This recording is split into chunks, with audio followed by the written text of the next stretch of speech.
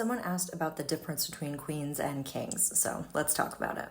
When we're talking about kings and queens, I want you to remember first that we're talking about people that are considered masters of their suit or rulers of their suit. If you don't like the master and the ruler like words, that's totally fine. But you can think about them as people that are really experienced and really valued for their perspective and their experience. These are people who have been working with these elements for a really long time, who understand how to use them, and who are seen as leaders or as people that they admire and look up to by those around them. I often see, and I know I've repeated it myself, this idea that queens are really focused on internal and kings are really focused on external. And I repeat that because I think it is a helpful framework for some folks, but personally I find it kind of slippery and vague. I don't always know what that means. So let's talk about two other ways to think about these cards. If you look at these cards through a numerological lens, you end up with queens as 4s and kings as 5s. And what that really means is that queens are focused on preserving and protecting, whereas kings might be more comfortable addressing friction or being willing to move through change to get to something new on the other side. My new course, Order in the Court, uses a slightly different framework, which is that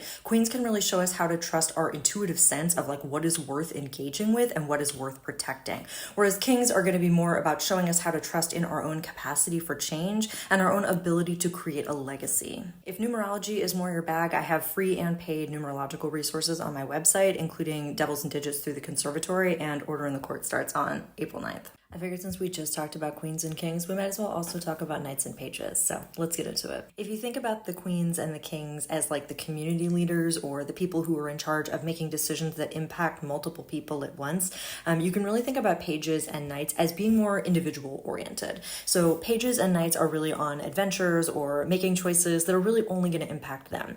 Now that doesn't mean that their choices and their actions aren't visible to others, and that they might not want attention or accolades for the choices that they're making, but it is to say that they're really just thinking about themselves. Not in a selfish way, that's just their positionality within the court.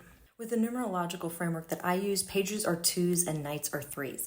And that means that pages are really about slowing down and having an authentic experience, making choices that resonate for them, using the element in a way that feels true to them, and being willing to slow down and make observations and consider what's going to work for them specifically. Whereas knights as 3s are willing to take some chances and some bigger risks. They want to be seen, they want to express something, and they also want to be like praised and noted for what they're doing. And knights really want respect, and they also want to try something new even if it's not perfect.